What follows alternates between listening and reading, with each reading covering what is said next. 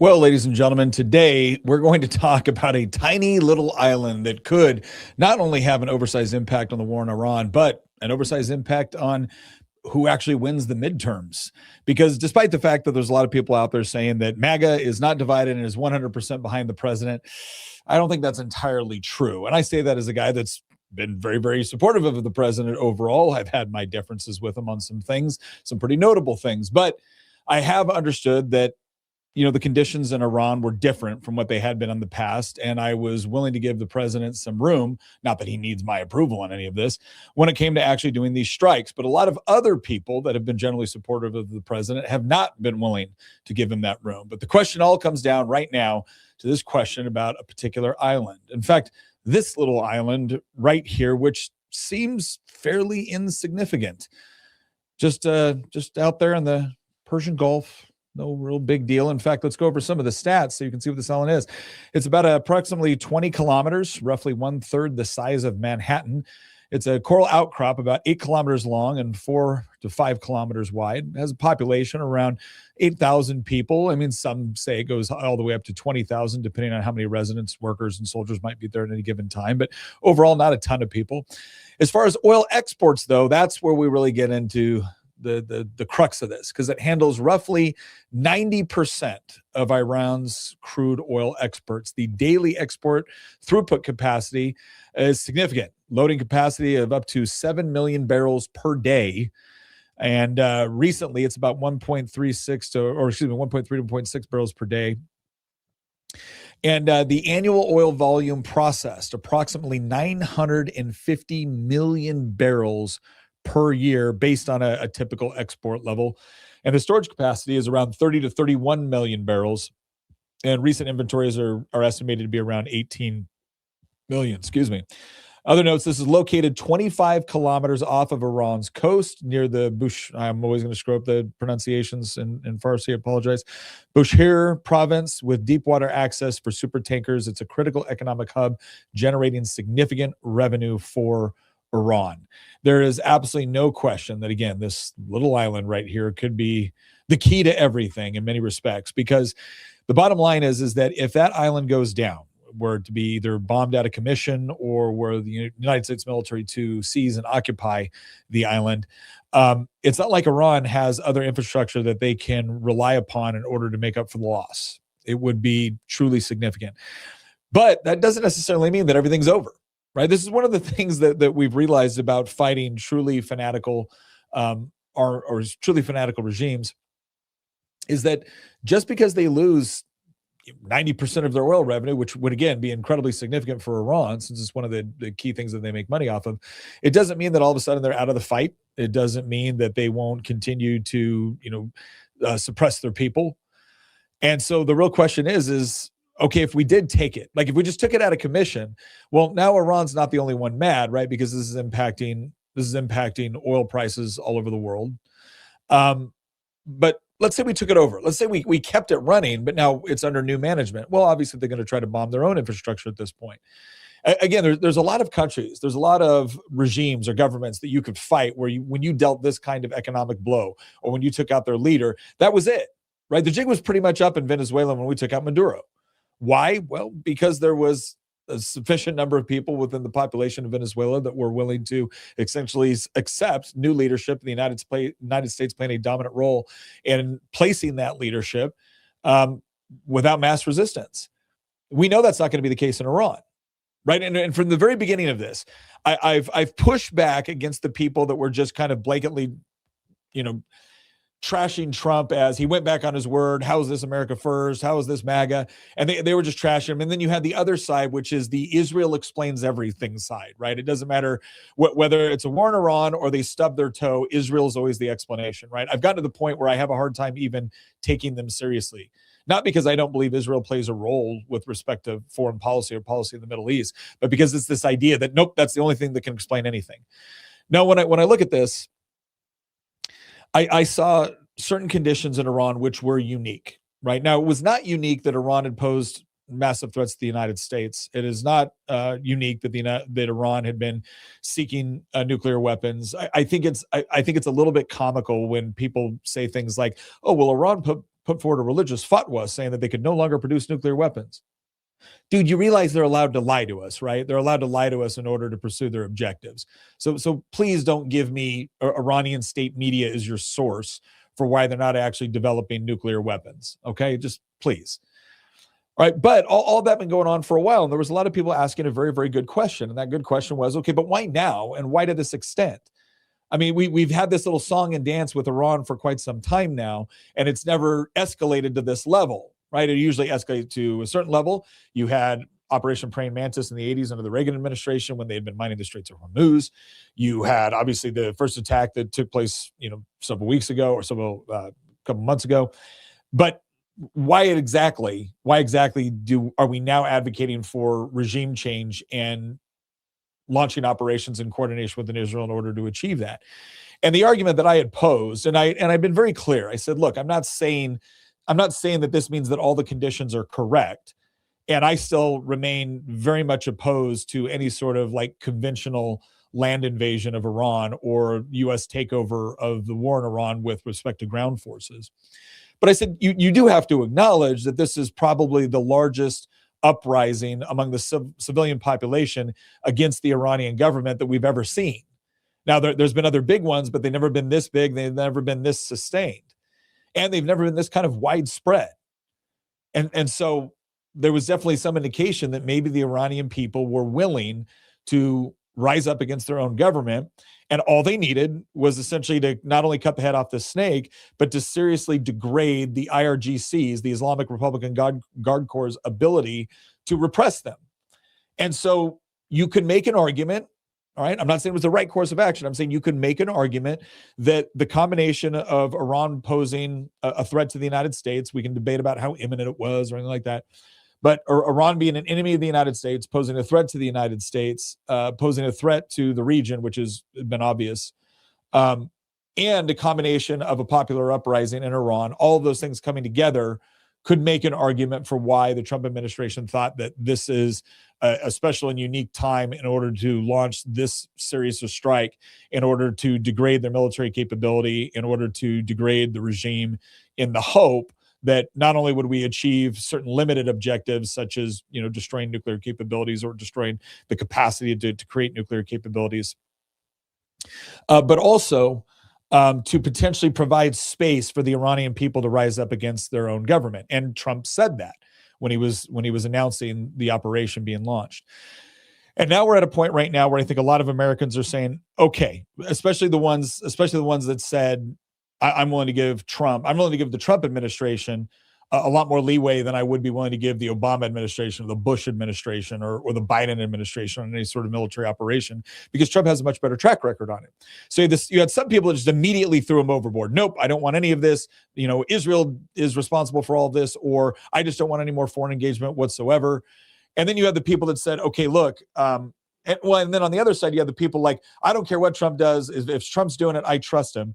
And then you had a lot of us that were kind of, we're somewhere in the middle between those two stages going, I'm not going to just throw Trump overboard because I'm cautious about this. But by the same token, I'm not just going to say, well, as long as it's Trump, I don't care, right?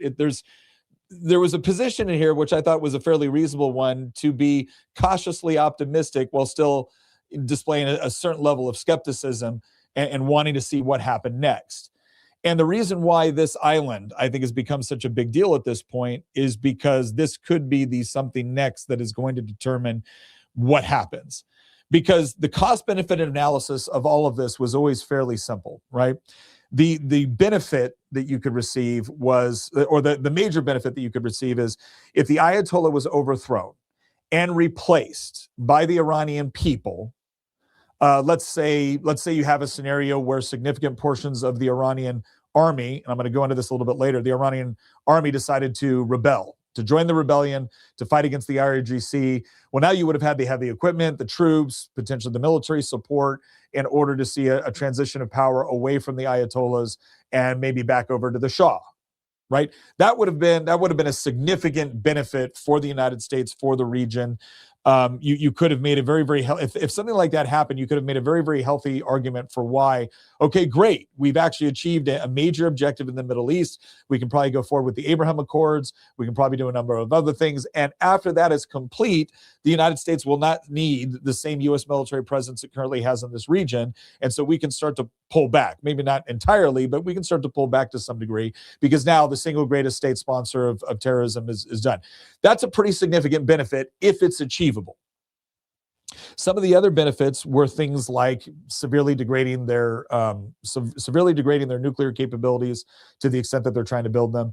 The other thing, too, that you have to look at with this, and you have to put it in conjunction with everything else Trump is doing with respect to Greenland, with respect to Venezuela, et cetera, is when you look at one of the main purchasers of Iranian oil, it's China, right? So China and Russia, when you look at what Trump did in Venezuela, that didn't just remove Maduro, who we don't like and who was facilitating the importation of fentanyl into the United States, among other drugs. It also helped to kick Russia and China out of our sphere of influence, out of the Western Hemisphere. You saw similar things that Trump did with respect to threatening to take back the Panama Canal. That also created conditions in Panama where without firing a shot, without sending any troops, all of a sudden, Panama was a lot more cozy to the United States than it was to China, because China had been playing an oversized role with respect to the Panama Canal. So when you start to look at it from that perspective, all of a sudden you start to realize that, okay, this isn't just about the Middle East. This isn't just about Iran. This is also about creating conditions which potentially isolate China. And so when you look at that, that's potentially a benefit for the United States, a benefit that comes with some potential risks as well, but that's also a benefit. So the whole argument I'm making here is that there were significant benefits that we were going after. The cost is, one, it's incredibly expensive to fight wars. Two, you lose people in the process of doing so, and we've lost U.S. service members as a result of this. Three, you potentially destabilize the region, or you destabilize the country, and you end up with worse leadership than you had before. So those are potential costs. And so what you were looking for, what was happening in this was, instead of being low cost, high reward, like with Venezuela or with what's going on in Cuba or Greenland or Panama, right? Those are all, I would say Panama, Greenland, and potentially Cuba were all fairly low risk, fairly medium to high reward. Venezuela was a little bit more medium risk, high reward.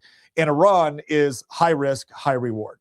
And so I completely understand the people that say, I'm not interested in anything high risk, high reward at this point. I think that's a perfectly reasonable position to take. But that's the sort of argument to be made. It's the sort of argument that Matt Walsh has made. When I see a lot of the arguments being made by other people, I see one of two things. I either see people that they don't want U.S. involvement anywhere, or they see the United States as the bad guy. Michael Lester, who was recently on the Sean Ryan show, that's his position, is that we're the bad guys. Or you have the people that essentially everything's Israel. Everything's Israel, and that's what they care about. And as long as you're hating Israel, they love you. And as long as if you say anything nice about Israel, they don't care about what you think about anything else, because that's their primary focus. That's their primary target, right? So you had some people that they're just not interested in any sort of U.S. foreign involvement. They think U.S. foreign involvement has been a net negative for the United States, period, the end. Okay, I tend to disagree, but I understand.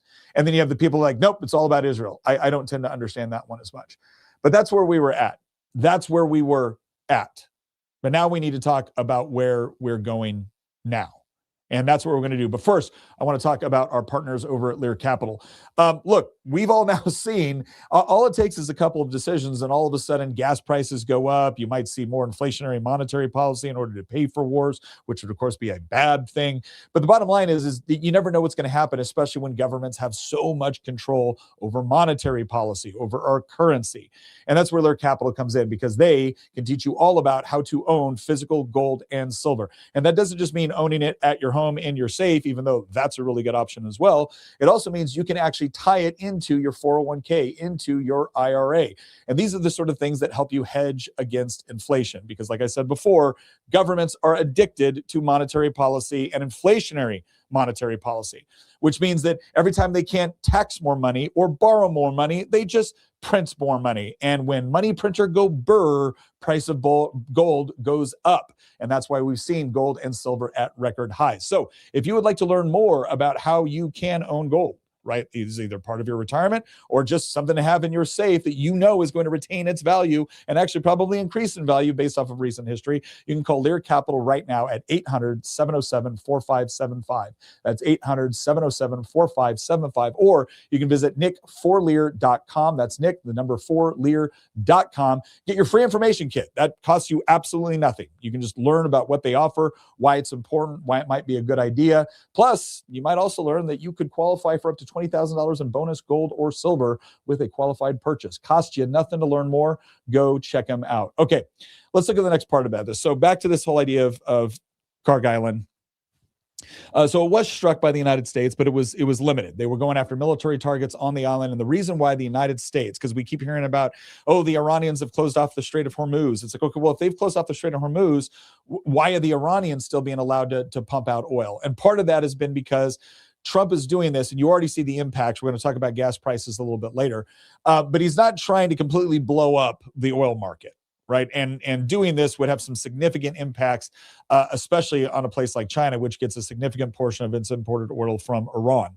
So there's been this kind of area where the Trump administration hasn't fully gone, total war, even with respect to the limited nature of using just air and naval power. And so they've avoided doing that. And part of that is because, where China gets its oil. Crude imports in 2025 reveals stockpiling and changing fortunes of certain suppliers, including those sanctioned. So to give you an idea, when you look at where China gets its oil, here we go. I just listed out the top countries. So China imported an average of 11.1 million barrels per day in 2024. That's down slightly from 2023. But official Chinese customs data underreports Iran and Venezuela due to sanctions evasion. But even with those underreporting, Russia's their largest supplier with 20%, Saudi Arabia at 14%, Iran at 11%, Iraq at 10%, Oman at 7%, UAE at 6%, Brazil at 6%, Angola at 5%, United States at 2%, Venezuela at 2%. Obviously, some of this changes. But one thing here about U.S. sanctions. U.S. sanctions on Venezuela's state oil company in January 2019 caused a sharp official drop in direct imports. China's General Administration of Customs often shows near zero or very low figures afterward. However, China continued buying Venezuela crude via shadow fleet tankers. So that was still going on. But the bottom line is 11%. When 11% of your oil is coming from one place, that's significant.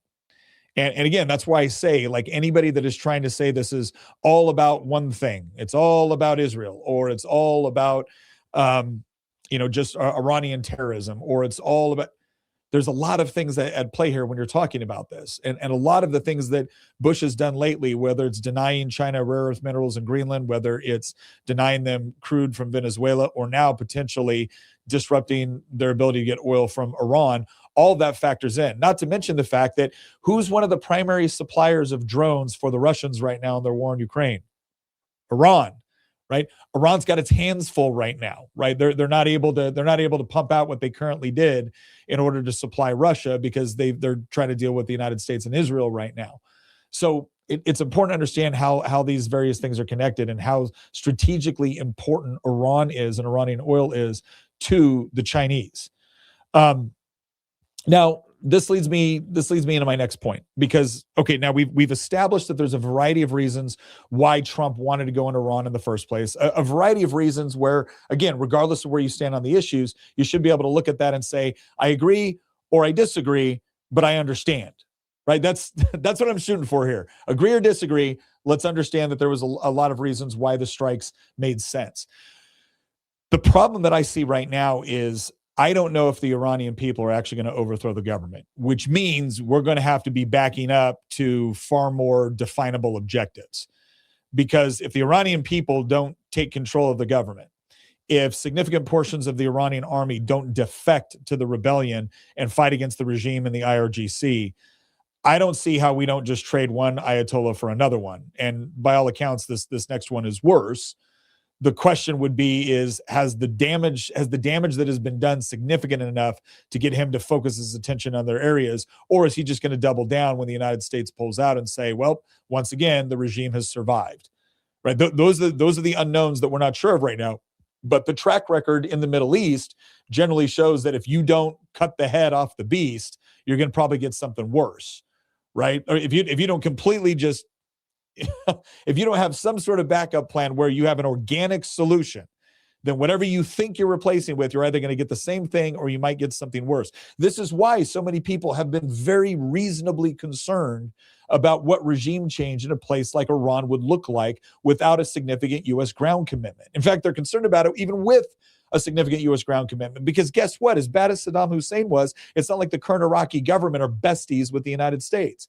And in Afghanistan, it was trading the Taliban for the Taliban.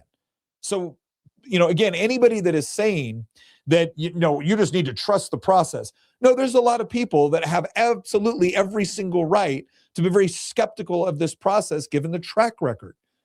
Now, again, where I go on the other side of this is, okay, but Trump isn't Bush, and Trump isn't Obama, and Trump isn't Biden.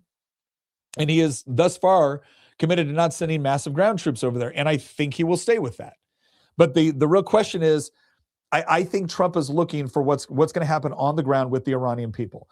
I think there was probably a little bit more expectation that protests would pick up, that there would probably be certain areas that would be denied to the IRGC or the Iranian military, or at least those elements that in effect, that they would be able to help resupply. But basically there would be kind of a no-go zone for the IRGC that was controlled by rebels, that then we would be able to, airdrop stuff into, support indigenous forces that would fight against the government. Or I think they thought that there would be significant elements of the Iranian army, again, that would break off. So let's look at the Iranian army here real quick to see, is that really is that something that we could theoretically count on happening, right? Was that a decent assessment? So I've just got a couple things right here to just give you kind of a breakdown of the Iranian military. So the Iranian army has fought against two major invasions in contemporary times. It was the 1941 invasion by the Allies in World War II, which had resulted in a decisive loss for Iranian forces. And then, of course, the 1980 Iraqi invasion began the Iran-Iraq War, which lasted almost 8 years and ended in pretty much a status quo. The army has also been actively engaged in quelling tribal and separatist rebellions beginning in the 1940s in order to protect Iran's territorial integrity.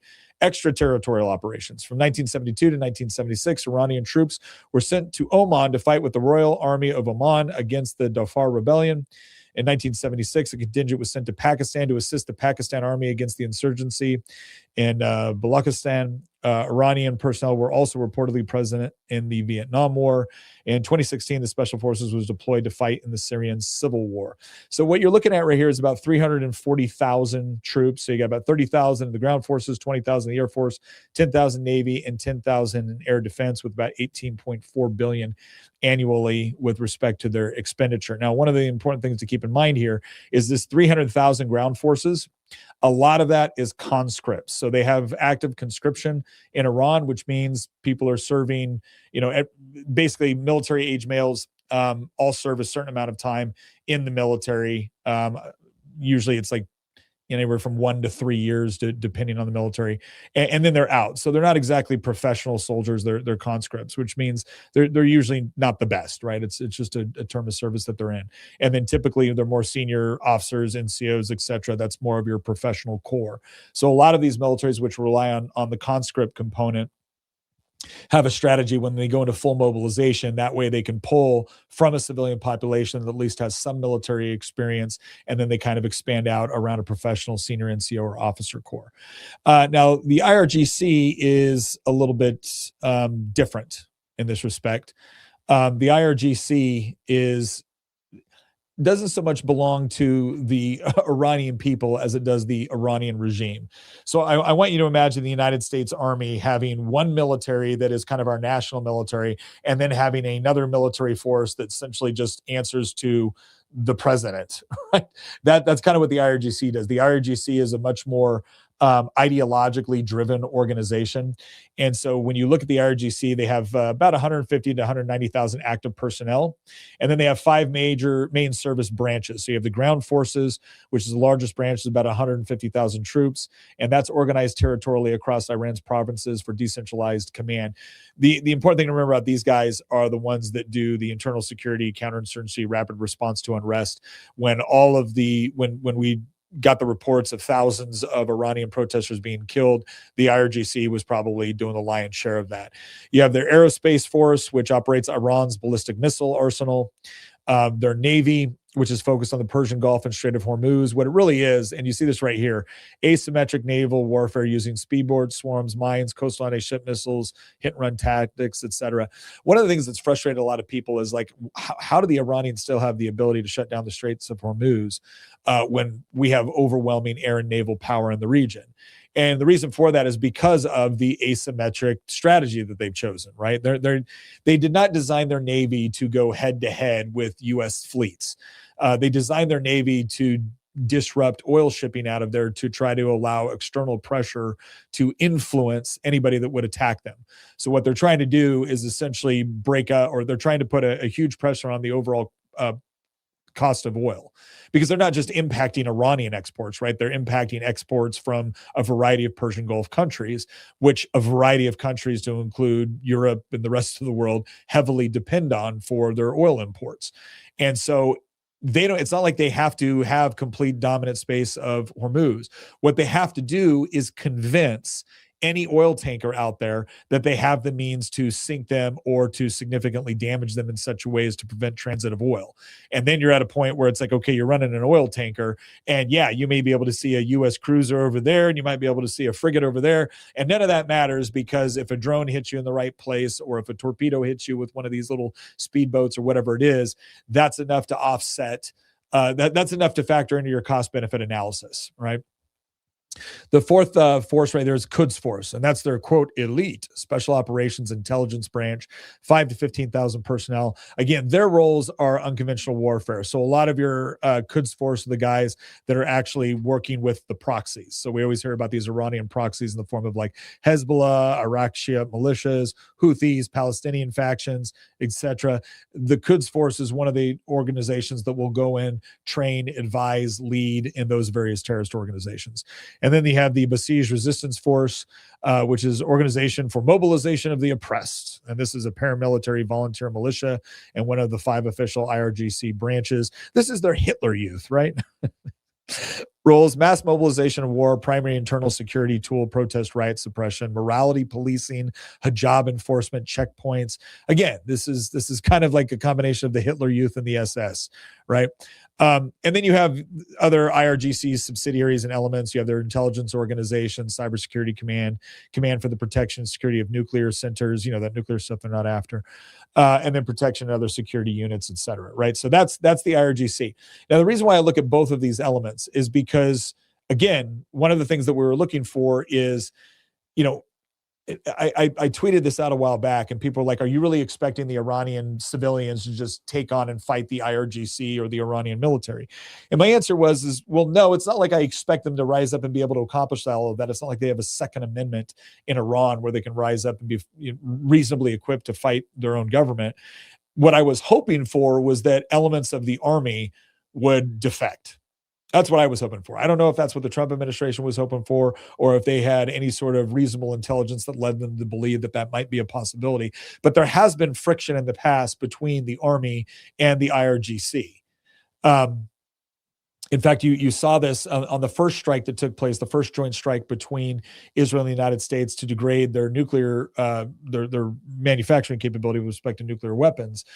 They went after IRGC and they went after elements, but they did not target the Army. Now, that was not the same this time around. And I don't know what intel might have driven any, differences of opinion on what they should prioritize as strikes. But it was clear that there were differences in what they chose to go after. But now we have to ask the question, like, okay, if no elements of the Iranian military defect and the IRGC still stays intact and is able to conduct operations because supposedly Ayatollah Khamenei had given them all essentially, he basically gave them standing orders that in the event of his death, this is what you continue to do and carry out in lieu of new orders. So it's not like they're sitting around waiting for orders. They're essentially fighting based off of the old orders that they had, and they'll continue to do that until new ones arise. But now we just have to ask the question, like, okay, what is the probability that the Iranian people could actually take over the country? And we're just going to do a brief analysis of that. But before we get to that, I want to thank our partners over at Cozy Earth. Because, look, the bottom line is quality sleep is a game changer for both mood and energy. I'm going to say right now, I behave differently when I am hungry and I don't have enough sleep. I get a little cranky. I think that's true of most of us. But the bottom line is the sort of sheets that you get actually make a big impact on how well you sleep, right? When I get sheets that are cooler, that are more comfortable, look, I'm out. I'm out a lot earlier as opposed to kind of tossing and turning and trying to get comfortable. And part of the key here with Cozy Earth is they have something called bamboo viscose sheets, right? So they use the bamboo viscose sheets, and it regulates temperature. And I mean, that's critical for me. I hate waking up like when it's all hot and muggy and whatnot. I'm telling you now, I have slept with these sheets. They are super comfortable. They stay cool without making you feel cold. If that makes sense. I don't know how it works, but it does. It's magical. I sleep much better with them. So right now, go over to CozyEarth.com and use my code Nick for up to 20% off your order. That's CozyEarth.com, code Nick for up to 20% off. By the way, it's not just sheets. They've got all kinds of stuff. They got my wife is already eyeing they got like the really nice cozy towels. So like we got the sheets. The sheets were like the gateway drug. And now we're looking at the other Cozy Earth stuff. And we're like, ooh, I bet that would be cool too. CozyEarth.com, code Nick, get 20% off. Go check them out. Okay. Let's go ahead and look at the characteristics of the leadership and the organization of the people that are actually on the ground, that we would hope, right, would rise up against the regime and fight. So here's kind of it's good news, bad news. These protests, they're notably decentralized and fragmented. If you actually look on the main on-the-ground actors, you got labor and trade unions and syndicates. These are independent work groups, played a key role in the strikes and statements of solidarity. You've got teachers, nurses, and civil sector associates. You've got student demonstrators. And then you've got other civil and advocacy networks like the Iranian Writers Association, justice seekers. And then you also have ethnic and regional separatists. So a big part of that actually falls into like the Kurdistan areas, is it Baluchistan? Somebody tell me I'm wrong. All these other areas. In fact, to give you an idea of where that kind of looked like, this portion of the population, in green here is primarily Persian. It's like 61%. You got Kurds over here, right here along the border of Iraq, Turkey, etc. Azerbaijanis, this is an interesting relationship because Azerbaijan has something of a tenuous relationship with Iran. In fact, that's one of the crazy things is the Armenia is predominantly Christian. Azerbaijan is Muslim, and yet Iran has a bad relationship with Azerbaijan. In fact, Israel sells a lot of weapons to Azerbaijan, which has been a source of frustration for me. It's one of the Israeli policies that I completely disagree with because I think we should support the Armenian Christians to the extent that we shouldn't be helping people that are trying to kill them. But if you look at the various regions down here, so the blocks right here, this is another ethnic group that has had problems with the regime. Kurds have had problems with regimes, but a lot of the Azerbaijanis are reported as being a little bit more friendly toward them. Again, I think that, again, we'll see. I think that's not a universal. Arab areas over here as well. These tend to be, they've had problems with the regimes as well. And then even within the Persian population, which is the dominant ethnic group, there's obviously major dissension against the regime. But what this calls into question is like, okay, where are you potentially supplying resistance groups? So like, where are areas that they could theoretically hold terrain to where you could intervene or you could assist in such a way that would allow you to supply a rebel force? Now, Kurdistan would be a potential area. The problem here is once upon a time, I remember 5 years ago saying, I don't know why we don't arm the Kurds and just allow them to give the regime problems to where, we're not having to really get involved, but you can have this whole region that you could theoretically operate out of.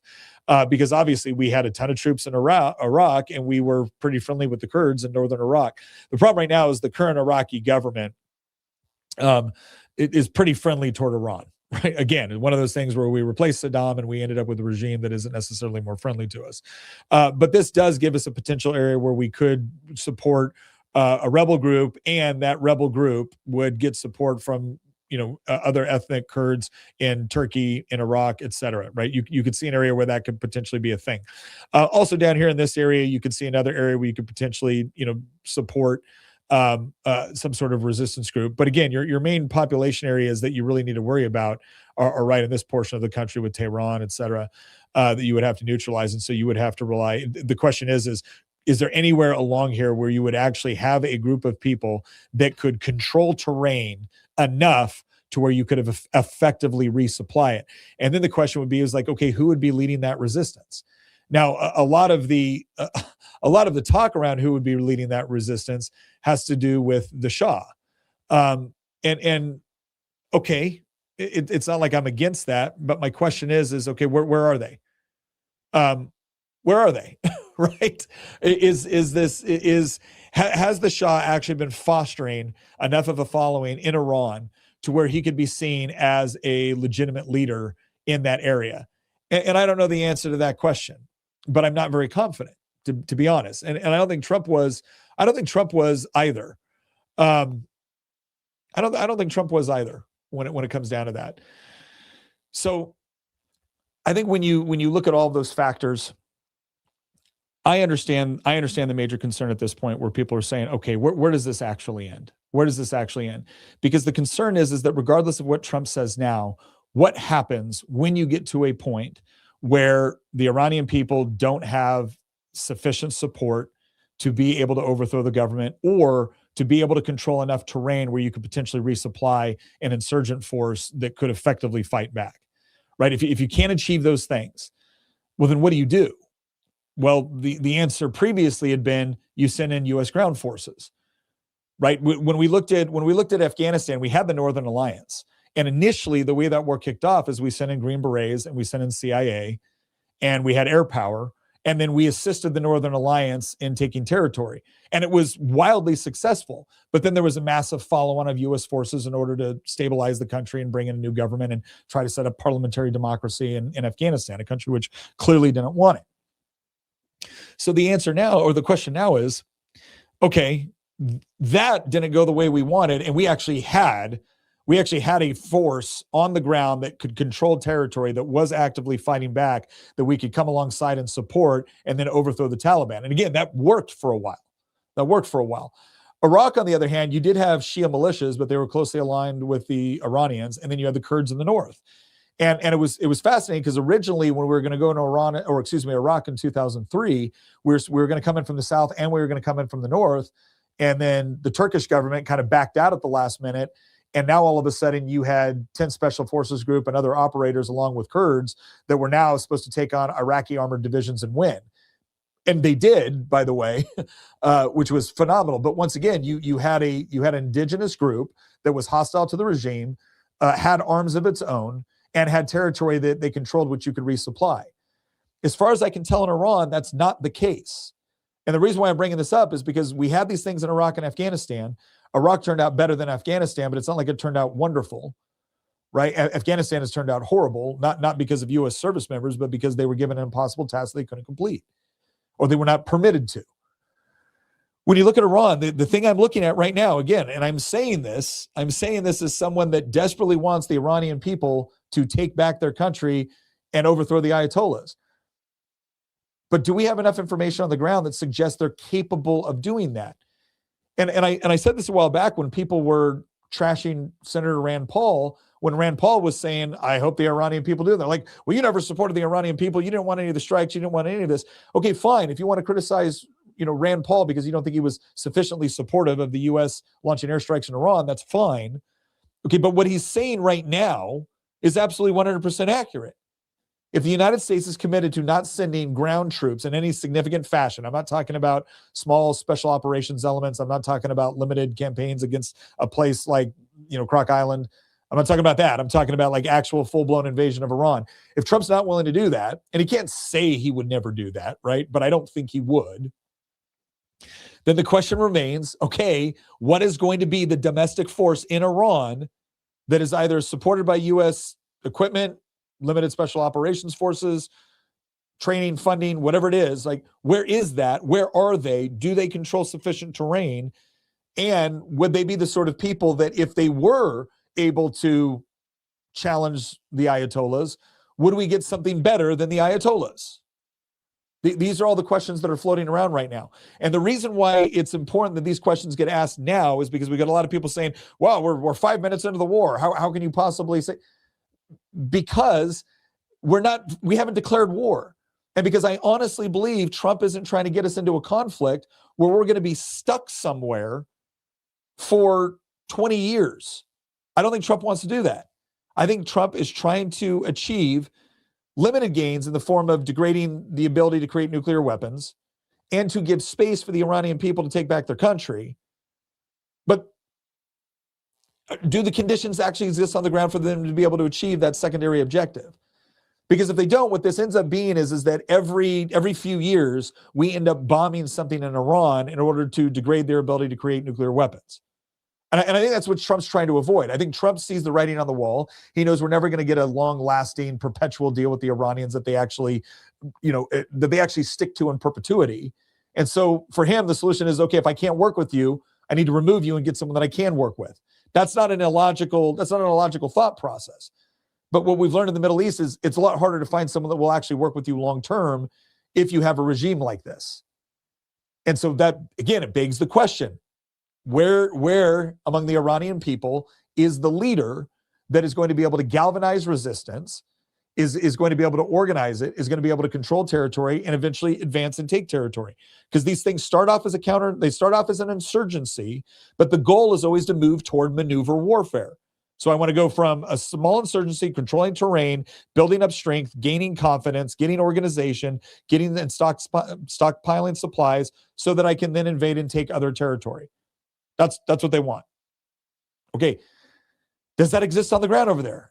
And I don't know. I think the best hope right now is probably the Kurdish area. That would just be, again, from my experience in the region, from my experience actually working with Kurds, they would be the ones that right off the bat, I would say, okay, I know there's a group with external support that's close by that would potentially provide fighters that we could also potentially get support to, because the other thing about the Kurdish area of Iraq is that it operates as somewhat as a semi-autonomous zone.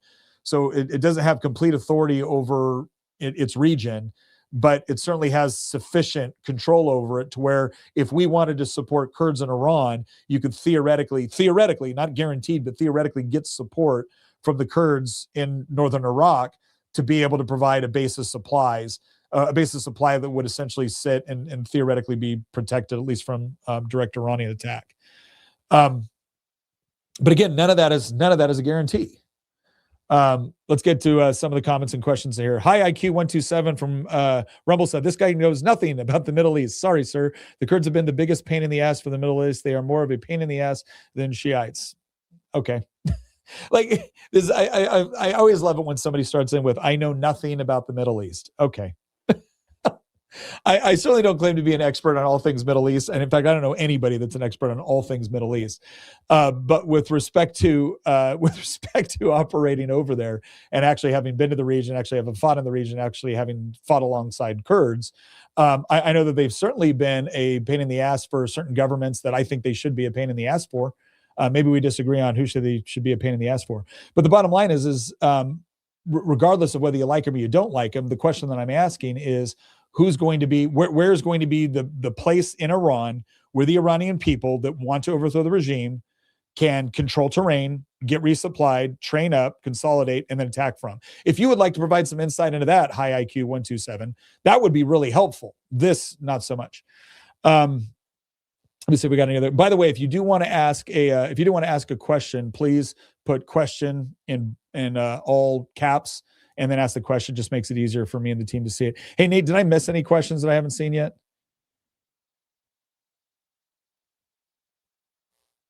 Oh, see, this explains high IQ. My father lives in Turkey, clown. Oh, well, that's why you don't like him. I understand. Yeah, I understand why the Turks don't like the Kurds. That makes perfect sense, but I don't particularly like the Turkish government. So $5 gas. Dan Steele said $5 gas and forever wars, ? Okay, that's a good point. Let's go ahead and bring this up real quick. So let me see if I can bring up the chart I have. This is one of the things that is going to be impacting not only what's going on around the world, but this is going to be impacting midterm elections. So right here, I got this from Gas Buddy, and it talks about the 18-month average retail price chart. So this is the average price of gas in the U.S. And as you can see, it's kind of going down. Now, part of this, sometimes it naturally kind of dips in the winter a little bit, but we start to see more of a dip. And then obviously it shoots way up because of everything that's going on in the Middle East. And these are the sort of things that do have a significant impact.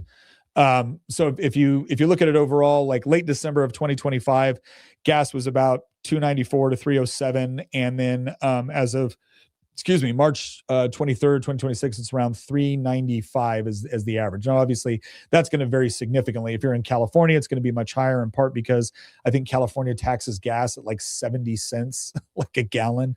What most people don't understand is that the government gets more from your gas prices, typically in the form of taxation, than the gas companies themselves do, or at least the mom and pop shops that are actually selling it at the pump. But that's going to have a huge impact. There's no question there. The other thing that it's also impacting is obviously the global markets. So if you look at, there's been a steady increase of roughly to 8 to 12% from January lows to mid-March highs, and this is kind of in the EU area. So if you look at, one of the reasons why a lot of the European countries are not thrilled about this is because over there, gas is about $7 to $7.20 per gallon.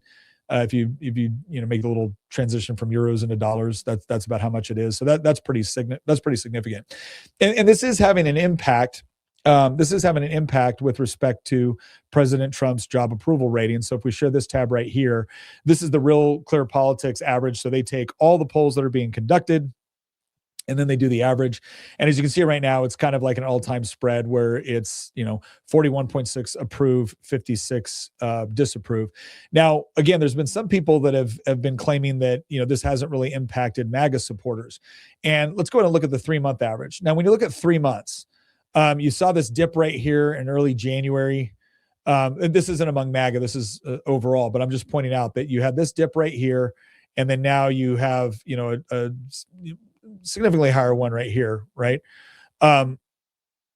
So there's no question that Trump's approval rating overall hasn't been doing as well. When you look at, when people kind of poll MAGA specifically, so when it's self-described MAGA voters, and there was an Economist YouGov poll that showed something like 63% of Republicans now self-identify as MAGA supporters. And with those MAGA supporters, Trump was polling around 95 to 97% approval. There was an Angus Reid poll in January 21 and 22nd. 93% of self-identified MAGA Republicans approved of Trump's performance in his first year of the second term. Non-MAGA Republicans were only at 69%. So one of the things to keep in mind here is that the people that really do see themselves as Trump supporters more than they are Republicans or anything else, President Trump is largely keeping their support. There's a lot of other people that they might have associated themselves with MAGA. And again, I was someone when Trump first ran for office, I did not support him in the primaries. I didn't believe the guy. I didn't believe the guy was really conservative. I did support him the second time. I supported him when he won the Republican nomination. I voted for him, and then I voted for him when he ran for re-election, and then I enthusiastically voted for him this last time because I do believe he recognizes a lot of the internal problems within the United States, especially with respect to the federal bureaucracy. And I had been pretty pleased with how he had handled foreign affairs. Not because there weren't some differences of opinion, but overall, I saw Trump as someone that wasn't going to get us involved in a type of conflict like in Iraq and Afghanistan. And the reason why I think now there were some people that the moment he went into Venezuela, the moment he did any sort of limited strikes, they were out because they saw Trump as someone that was never going to get us involved in foreign conflicts. I never saw Trump that way. I saw him as someone that wasn't going to get us involved in nation building exercises. And to date, he still hasn't done that, which is why I think a lot of MAGA supporters still support him. I think there's a lot of other people that see the threat that's posed by either wokeism or by Islam. And they say, yeah, Trump's my guy because he seems to recognize that woke and Islam are a problem. There's a lot of other people, I don't know if I'd call them MAGA, but there's certain people in the America First movement that they don't see Islam as a significant threat. In fact, not all of them, but some of them see Israel as a greater threat. And then the others just think that part of the reason why we have a problem in the Middle East is because of our support with Israel. I don't maintain that position. I think Islam doesn't approve of Western civilization as a whole. This is why, when Sweden takes in large, allows for mass importation of people from Islamic countries, They don't treat Sweden differently because Sweden's never attacked anyone in the Middle East. They still set up their own enclaves, and there's still problems in cultural classes, and they still want Sharia because that's what the religion dictates. And so I see that as a far more significant threat. But again, there's some people that they see that as the problem. The other issue here is going back to the real question here, and this has to do with the midterms, because obviously Trump's quasi on the ballot right this year because people will be voting based off of kind of MAGA overall. But the latest House election poll shows Democrats with anywhere from a 7 to 5 to a 3, point lead in the generic congressional vote. Now, generic congressional votes, and I will say this, Real Clear Politics, for anybody that's saying, oh, I don't trust polling, the Real Clear Politics average has a really good track record. It has a really good track record. And I will say this right now, if I don't think the Democrats are probably up as a +7, like the Emerson poll suggests, I think it's probably closer to a 3 to 5 point advantage overall, based off of like Qantas Insights or Reuters. But either way, it won't take much for the Democrats to take control of the House. And if they do take control of the House, I think that's devastating for the country. But we do have a lot of people on the right that are essentially saying, I don't care. I'm so mad at Trump right now over this that I'm either going to sit out. And then you have people like Nick Fuentes that are saying they're going to vote Democrat. Now, I don't think Fuentes has ever had an especially coherent conservative worldview. I think someone like Fuentes, and there are people that follow Fuentes, I think what they support is they want strong leaders, and they want strong leaders that are just going to act. Now, Trump has acted more from the executive side for a Republican than any Republican president in my lifetime, but he's still limited by the Constitution because I generally believe in that. I believe those limitations on powers should exist. I think people like Nick Fuentes get tired of that. They look at it, well, that's just an excuse, just act. It's like, okay, well, if you do that, you essentially degrade our entire constitutional system and you force a crisis. I don't want to see that. But there's some people that I think genuinely do. And they're not conservatives, right? They may be on the right in some capacity, but they're not conservatives. And that's a core distinction that has to be made, and I think is being made as we look at what's going on. Okay. Let me see here. Question. I only care about 2026 and 2028. If this isn't a resounding success, how can we even compete with Trump removing his strongest argument? That's a really good question. And that's kind of what I'm trying to get to right now, is regardless of what you think about Iran. And again, I think I had a joke with my wife when I got out of the military where I said, okay, but if we ever go to war with Iran, I might re-enlist, because I looked at what they were doing. I looked at what they were doing in Iraq when I was fighting over there. And I looked at what they've done since and what they had done leading up to that point as being, again, the primary exporter of terrorism around the world. Not to mention one of the biggest destabilizing factors in the Middle East. I mean, the Iranians are the ones that were pushing off the October 7th attacks in Israel because they wanted to disrupt the Abraham Accords. And so, again, I see all of this. I see all of this, and it becomes very obvious to me that Trump saw the Ayatollahs as someone that they just could not, he just could not deal with, and as the primary source of problem. Because when you have countries like Saudi Arabia and the UAE ready to come to the table to sign deals with Israel, and Iran is the one disrupting that, I think it's very reasonable for Trump to come to the conclusion that, okay, these are the guys that I can't deal with. So my limited objective is keep him from getting a nuke, which he's been consistent about for decades. And then my more aggressive or ambitious objective is to overthrow them.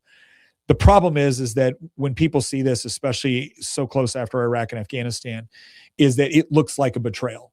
And it's very, very hard for Trump to make the case that this isn't at least a somewhat departure from some of the things he ran on, because he was very critical of U.S. foreign interventionism.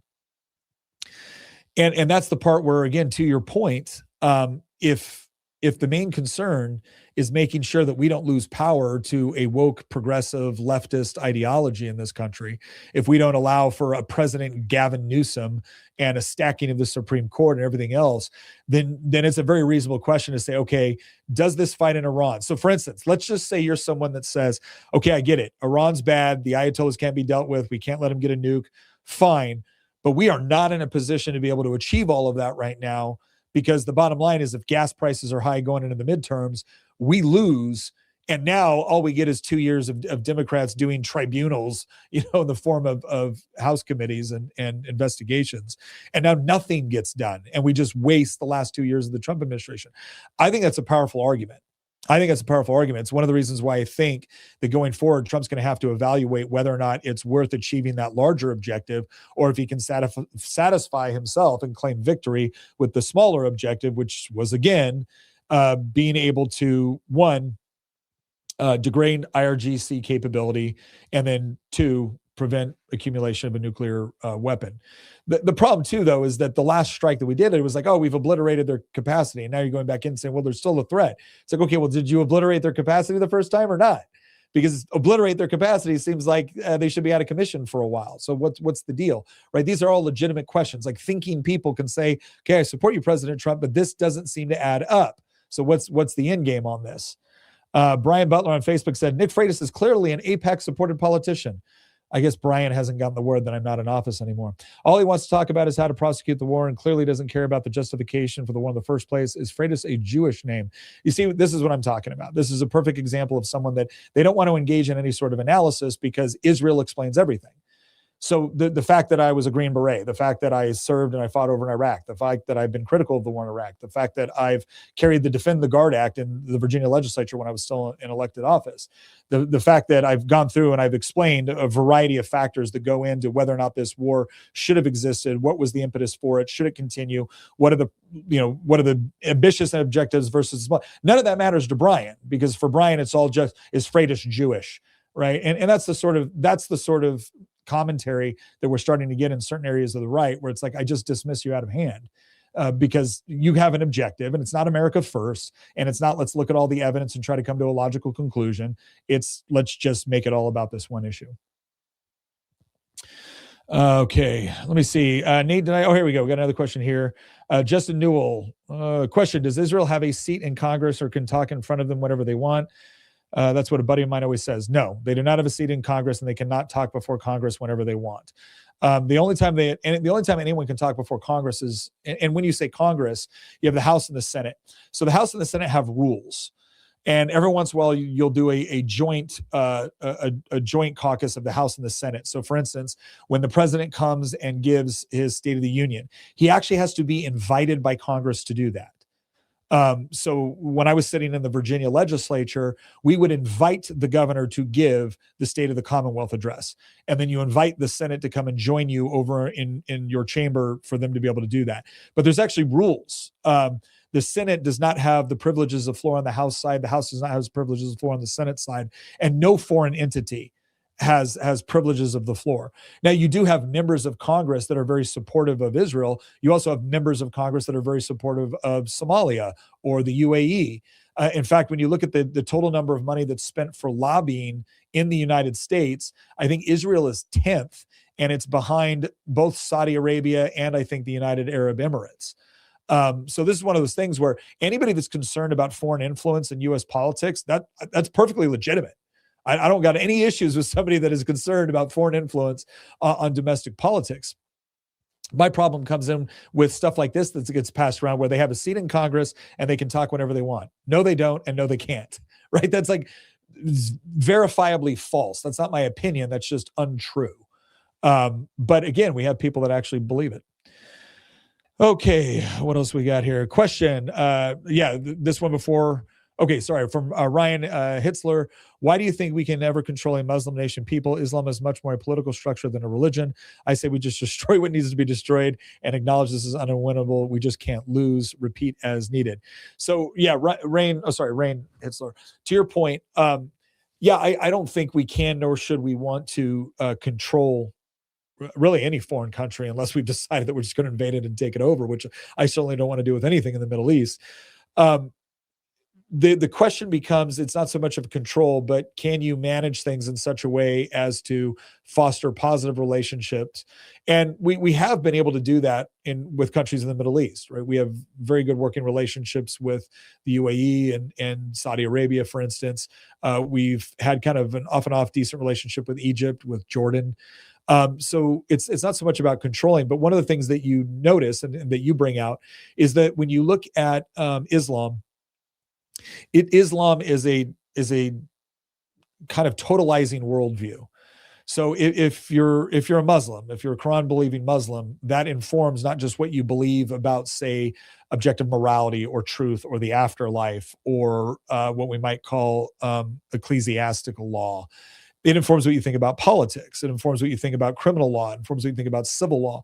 And that in and of itself wouldn't necessarily be bad, right? Like my Christianity informs what I think about criminal law and politics in the United States. But my Christianity doesn't dictate that we have to have a particular type of government. If you look at Islam, Islam has some, I mean, it doesn't particulate like a very specific topic, like it has to be a dictatorship. It doesn't say that. But when it comes to Sharia law, they absolutely believe that should be imposed. And so the idea that you're going to go into an Islamic country, overthrow the leadership, and then set up a parliamentary democracy that's going to function just fine, I think is a little bit naive. And it's certainly not going to, even if you did manage to achieve something like that, that doesn't mean it's going to operate in accordance with what we would consider to be broader Western values. And I'm not talking about modern, like woke progressive crap. I don't consider those Western values on a fundamental level, but it's not going to operate under fundamental Western values. And so the real answer here is when you look at something like Iran, if you wanted to have successful regime change over there, it would have to be an organic movement. You can support that organic movement from outside, but you can't take over the country and then just think you can replace it with whoever you want. We learned that the hard way in Afghanistan. I think we should have learned it in Iraq as well. To your point about just destroying, well, again, we can say that very flippantly, where if we just mean we'll just make it a parking lot. Well, I don't want to do that. I don't want to kill a bunch of innocent men and women. And so that leads us to the question again in Iran. Is Iran set up right now at this current point to have a formidable resistance group that could be a counterbalance to the Ayatollah? And I don't know the answer to that question, but right now it doesn't look like there is one. I could be totally wrong. I would be happy to be wrong, thrilled to be wrong, but I don't see that there is one right now. And what that means to me is that here in a relatively short period of time, Trump is going to have to pivot from regime change in Iran to declaring victory with respect to the limited objectives. And then again, it begs the question: what did we actually accomplish over there? And people are going to ask that question, and it's going to be a legitimate one. It's going to be a legitimate one. But yeah. Okay. Next one we have: how do we get rid of the Federal Reserve so we aren't slaves of the almighty petrodollar? So, Mizbah, that's actually a good question, because one of the problems that we have right now, one of the reasons why we keep getting thrown into this, is because we are the world's reserve currency, and the US dollar is what's traded internationally with respect to petrol. And the Federal Reserve is a huge problem. Like, if it was up to me, I would get rid of the Federal Reserve. I don't know that you could just like eliminate it overnight. I think it would have to be a process. But there's no question that the Federal Reserve has created conditions where we are essentially addicted to inflationary monetary policy. And then being the world's reserve currency and a fiat currency is just a recipe for disaster. We actually did some videos on this, on the dollar milkshake theory. We talked about why did Charles de Gaulle show up in New York Harbor with warships demanding all of the French gold. And part of it was because, again, the transitioning over to a fiat currency created conditions where we couldn't stay on that standard while being the reserve currency. And so the key to so many problems, not just in the United States, but around the world, is getting back to sound money. The problem is I don't think you have enough politicians that are actually willing to do what would be necessary to do that. And that's because it would be disastrous for the stock market in the short term. It would be disastrous for certain countries and certain industries in the short term. But long term, it would certainly be advantageous. It's going to be, here's the bottom line. There's no such thing as a fiat currency that hasn't eventually led to, again, hyperinflation and eventual collapse. Being the world's reserve currency and being the world's largest economy has insulated us from certain consequences that would have been realized by a different country far sooner, based off of the spending practices the United States has. But yeah, it's a main issue. The other thing, by the way, funny story, getting to sound money would also prevent more wars. Because if you actually did operate off of sound money, you could only conduct warfare. You would limit your ability to conduct warfare.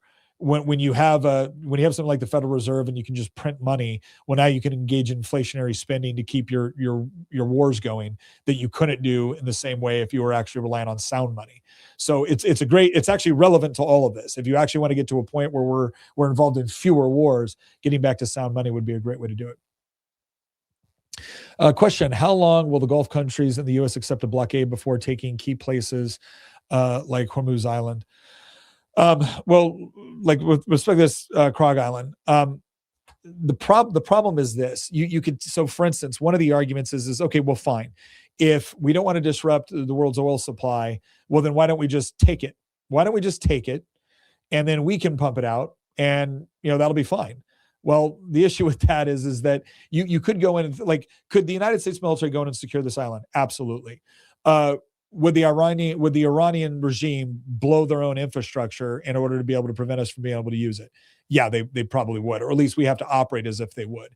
And then now what that does is right now oil prices are high. That island blows up and they go much, much higher.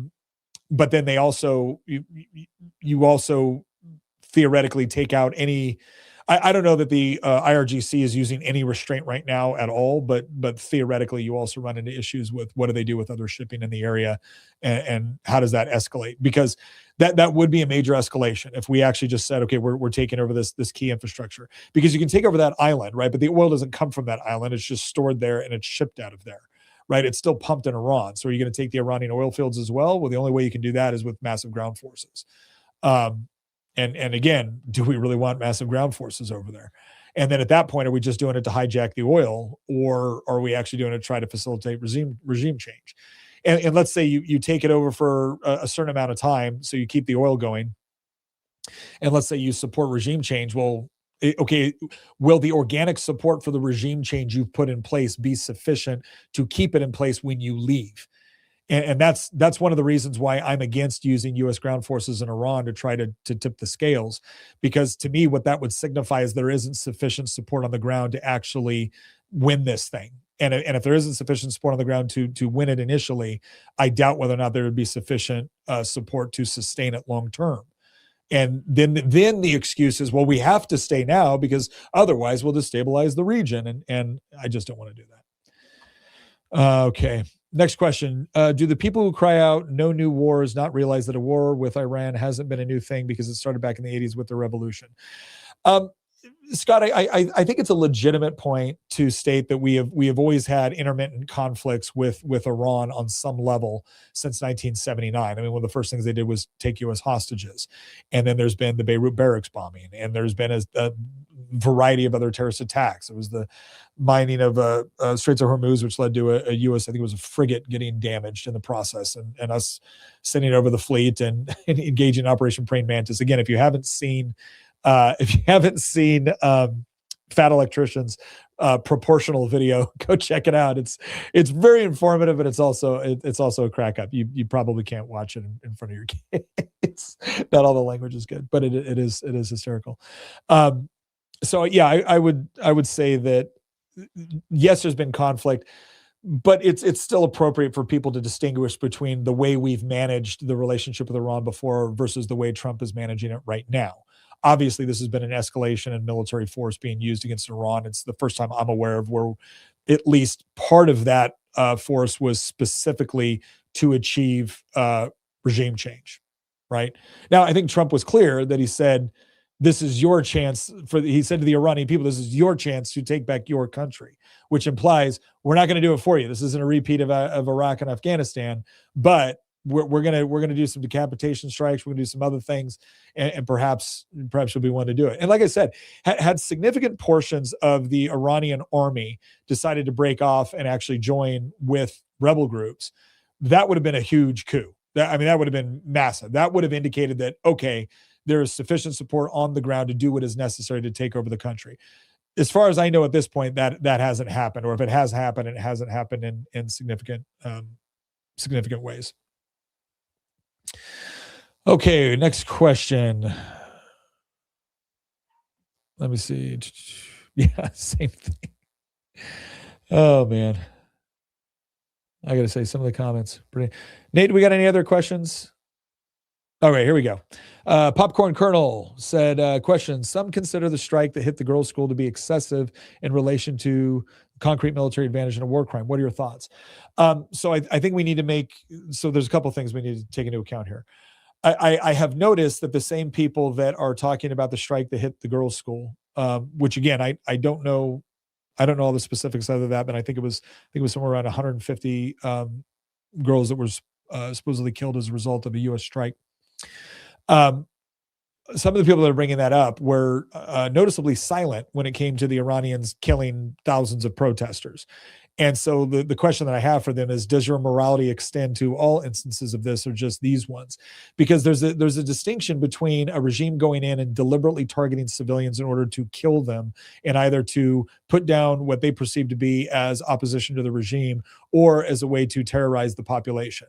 Like, we should be able to make a distinction between a deliberate attack carried out against non-combatants in order to achieve an objective versus a strike hitting something that it was not intended to hit, or maybe there was bad information which led to the death of civilians. Those are two different things. Now, the people that will say, well, it's no different to the person that's dead, that may be true, but it is still different.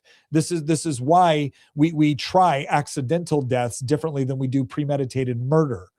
And so I think it's important for us to understand that there is always going to be civilian casualties, non-combatant casualties, collateral damage where infrastructure that we didn't intend to destroy gets destroyed in war. It's one of the reasons why war can be horrible.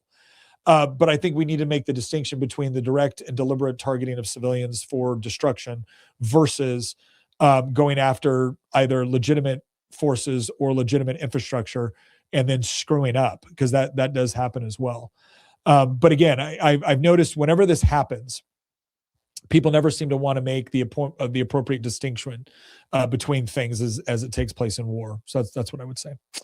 Okay, another one from Connor. Connor from Facebook said, are the United Nations peacekeepers an option instead of U.S. ground troops? Does the UN have a duty under Chapter 7 of their charter and Section 377A to deploy troops? I don't think, no. I don't. First of all, I don't think it's something that they would do with the Ayatollah in place. Now and even if they did, I don't know that they would be all that effective or impactful. One of the UN peacekeepers have a somewhat notorious record, especially in places like Sub-Saharan Africa, which has probably been the largest deployments that they've made. So I don't have a lot of trust for UN peacekeepers. It would also depend on where the peacekeepers came from, like what countries would actually want to deploy troops in order to try to stabilize Iran if the Ayatollah completely fell. But at this point, I don't think the Ayatollahs. I don't think we can say that the regime has fallen over there. And so the question would be is why would the UN commit troops to it at this point? When again they generally play a peacekeeping role and they don't do a very good job at it either. All right, next question from Ryan. Question, do people really believe Israel would have attacked without our approval? Didn't they get our approval before the 12-day war? Hasn't Trump called off Israel and made them stop at several points in the past? Yeah, Trump has. The idea is that Marco Rubio made a comment that Israel was going to strike, and since the U.S. knew they were going to get blowback from that strike, they would strike as well. I don't know all the ins and outs of that. I don't know if I think Trump wanted to strike Iran too. I don't know if their timing aligned perfectly or if Israel got to the point where they felt like they needed to strike right away because it was in their own national security interests. I'm just not sure on that one. But this idea that Israel is what controls U.S. foreign policy, I think is ridiculous. I'm not saying they don't have influence, but the idea that they're running everything, no, they're not. They're just not, guys. Because there's been a number of times when the U.S. has held Israel back. So, I mean, you look at everything from, the 73 Yom Kippur War, the 6-Day War. There's been other instances as well. Even when you look at what was going on when Iraq was launching Scud attacks at Israel, because remember when we went into Iraq in the first Persian Gulf War, we actually had Arab militaries with us on that initial invasion to remove Saddam from Kuwait. Saddam tried to attack Israel because they wanted to get Israel to attack Iraq in order to break up the coalition with other Arab countries, right? So that was his strategy for attacking Israel, and Israel didn't respond. in part because the United States had told them, you can't respond to this, it'll break up the coalition. So Israel just sat there and took scud hits because the United States has instructed them not to. Now, they also recognize that there was a benefit on the U.S. Arab coalition staying together. So I'm not saying it was like a purely, sacrificial move on their behalf, but I think it's important to understand that there's no world where Israel is the dominant partner in this relationship with the United States. Next question from Facebook. Outcast Cycles Billy Hallman Jr. Question: do you think state leadership and candidates' opinions help or hurt federal operations? Example: Polis, Marks, Bennett. Can you bring that question back up, Nate, just so I can take a look at it? Do you think state leadership and candidates' opinions help or hurt federal operations? No, I think they can. Yeah, I think they can help or hurt. It kind of depends on what the support is behind the person actually making the comments. And again, we live in a representative government. That's one of the things that a lot of America's enemies have understood, is that you don't have to beat the U.S. military. You have to essentially convince the electorate in the United States that a war is unwinnable or the cost-benefit analysis doesn't add up, and that's how you can essentially defeat the U.S. military. But you don't defeat the U.S. military in a conventional fight. That just doesn't happen anymore. It's been a long time since that's happened. But I think overall, again, it's also perfectly appropriate to ask, which countries may have more influence on U.S. policy than we would like. Next question from YouTube, Michigan Yankee. Question: what is your advice for a married Gen Z male who's currently in college thinking about possibly joining the Army as an officer? You want your wife's buy-in, man. I mean, look, the bottom line is I'm a Christian, so I'm big on you pray before you do anything. But if you feel God's leading you in that direction, then you should go in that direction. But you should also take the time necessary to make sure your wife is also convinced of that. Now, if she is on board, then what you should talk about is what life in the military kind of looks like. And to give you an idea, you need to get used to being gone regularly. So if you have a wife that has gotten accustomed to you being around a lot more, you need to properly prepare her for what that looks like. And, obviously try to make sure that she has appropriate resources. She kind of knows who to go to if there's issues. One of the things that I was big on when I was in the military is my wife handled the bills and she managed the home, right? I couldn't have told you how much I made when I was in the military because my wife handled all that. Why? Well, because my wife wasn't going to get deployed to go somewhere for 6, 9, 3 months out of the year, right? So make sure you set it up to your wife's comfortable running everything in your absence. And then to the extent that you have to be gone, make sure that you're effectively communicating with your spouse as much as possible. When you have kids, that adds another component in there where you're going to want to make sure that you're staying actively involved to the extent that you can. If you call, you call. If you FaceTime, you FaceTime. You email, you email. If you can write letters, you write letters, right? Whatever you do that. And then you make the most of the time when you're together. Thankfully, we're at a point right now where the op tempo and deployments are not as bad as it used to be, at least in the Army. Navy has really, really rough peacetime op tempos. I would say probably the hardest out of all the services. But yeah, that would be some of my advice. All right. Question from Facebook, Bright Little Pages. How can authors support homeschool families with literacy? One of the best ways to do it is at a local level or a state level, get involved with your local co-ops. Most of your states have state level organizations. So like in Virginia, we have the Home Educators Association of Virginia.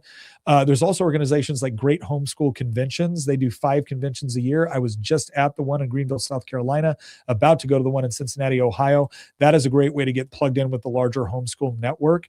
And one of the major things that you see at a lot of these conventions is you have like independent authors or curriculum developers.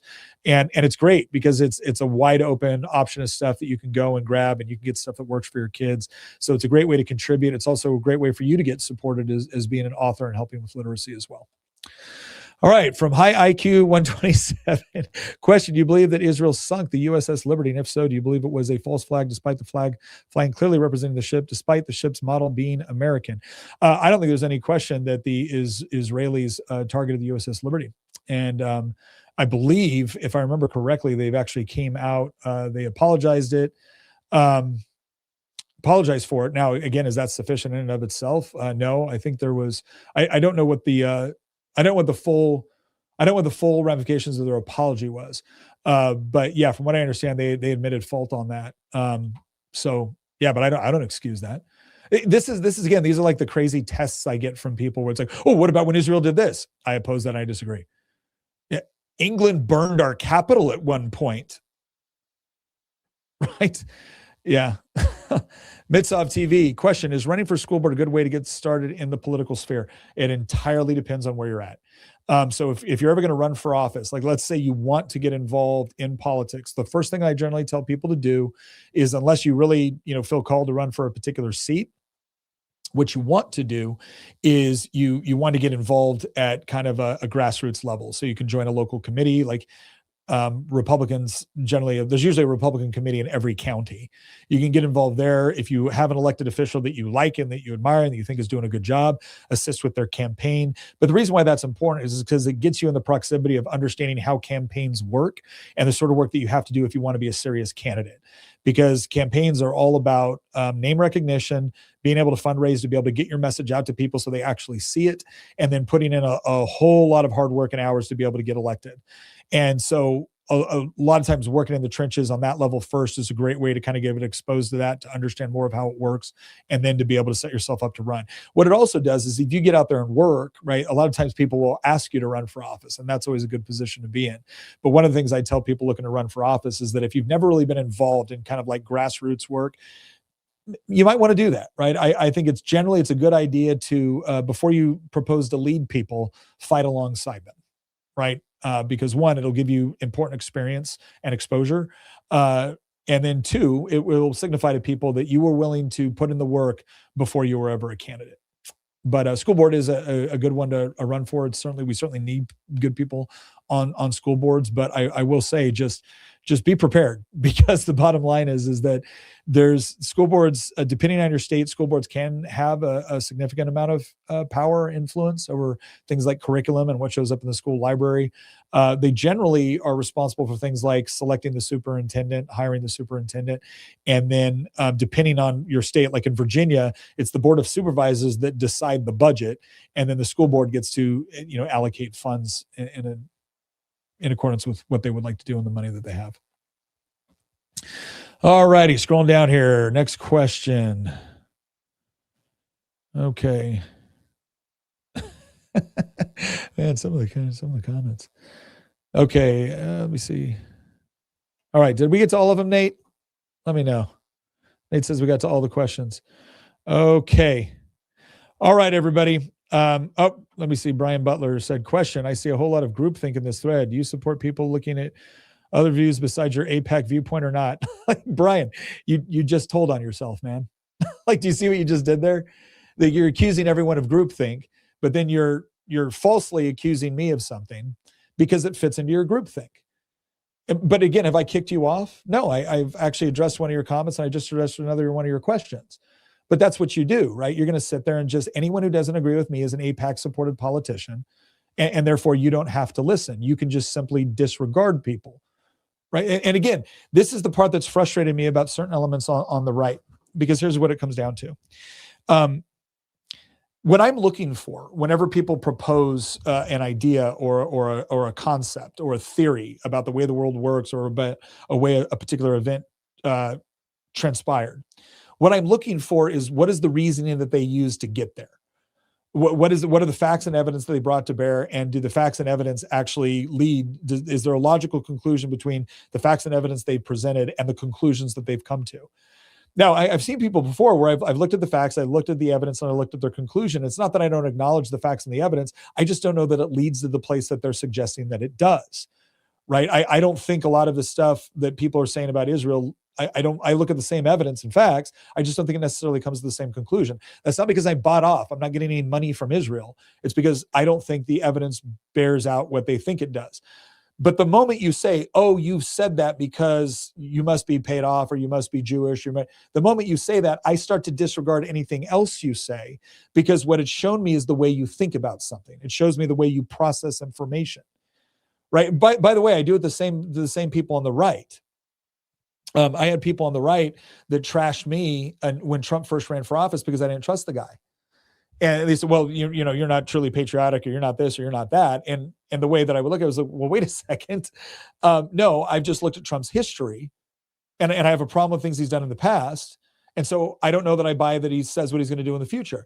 Now, when he got elected and he started to do those things, and I was like, okay, he's demonstrated that he is willing to do the things that he said he would do. And so I changed the way I thought about Trump. But that's what happened. I didn't keep coming back to the idea that, no, I'm going to refuse to change the way I think because it doesn't correspond with the way I thought before. No, new evidence was presented, and that new evidence convinced me of a new way of thinking about a particular individual. And so that's where it came down. Yeah. All righty. Well, ladies and gentlemen, yeah.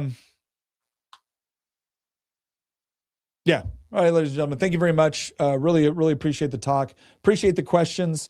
Again, here's the conclusion I'm going to come to kind of wrap all this up. Bottom line is I think we're at a point right now where it's difficult for me to see how regime change is going to be effectively pulled off. I hope I'm wrong. I hope there is a major uprising among the Iranian people that is able to keep and control terrain, that is able to then go and overthrow. But the bottom line is, even if we go after this island, that is now being kind of listed as the key to everything, right? Because it handles 90 to 94% of Iranian oil exports. I don't think that necessarily gets you a new regime. I just don't. And so as I look at the strategies going forward at this point, I don't see any strategy working that doesn't involve a groundswell of the Iranian people rising up, organizing, controlling terrain, and fighting back against the Iranian regime. I don't see how they do that at this point without significant portions of the Iranian army defecting and joining the resistance against the Ayatollah. So that's just my honest assessment. And so I think, and now when I also look at increasing gas prices, when I look at American casualties, when I look at the expense associated with the war, when I look at the Department of Defense requesting more money, all of that is leading me to the conclusion that at some point we're throwing more money after bad, because I can support the limited objective of degrading Iranian terrorist activities or nuclear capabilities. I can get on board with that all day long. The moment you get into regime change, just becomes a lot more complex. And even though I don't think Trump promised regime change, I think he said we're giving the Iranian people a window to operate. The problem is that the moment you say that, the moment people are going to have the expectation that you're going to stick around in order to facilitate it. And that's where things get dangerous. And that's where it needs to be understood that as much as I've been willing to support the Trump administration, I would not support major boots on the ground in Iran. Because again, it would just signify to me that sufficient support on the ground does not exist to overthrow the Ayatollahs. If it takes us doing it for them, I'm not talking about supporting through air and naval operations. I'm not talking about supporting through. If it takes us to do that, if we have to do the heavy lifting, then they're not ready to do it themselves, which means they probably can't achieve it and they probably won't be able to sustain it. And look, that breaks my heart because I want them to. I cannot stand the Ayatollahs. I would love that regime to fall. But if we want to see it fall and replaced with something better, the Iranian people are going to have to take charge on that. Because what's going to end up happening now is if we keep doubling down without a sufficient Iranian presence, we're going to lose the midterms. We're going to lose them. And if we lose the midterms, now we're going to find ourselves in a position where, forget any of the objectives you wanted internationally. The objectives that we have at home are now gone. They are gone. Because the problem will be is that if the Democrats take control of the House, again, Trump's not going to get anything done. And then everyone's going to talk about how Trump didn't get anything done. And then Democrats are, theoretically set up to win the presidency in 2028. And now we're in a lot of trouble.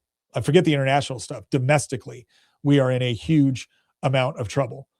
So I just don't know what to say there. Just don't know what to say. John says, I like Nick, but it appears he's cherry picking questions. I got news for you, John. I'm not picking them. I'm not picking. I'm trying to go through and find the questions that I'm asked, the people that actually did what I asked them to do, which is put question. I'm trying to catch them as fast as I can. And then my buddy Nate, producer Nate, he's also looking through. So we're trying to get to every one where somebody said question. So I'm not cherry picking a dang thing, man. I don't do that. I don't do that. Once again, thank you very much for joining us. Hope to see you next episode. God bless. And hopefully we get this things figured out. See you later.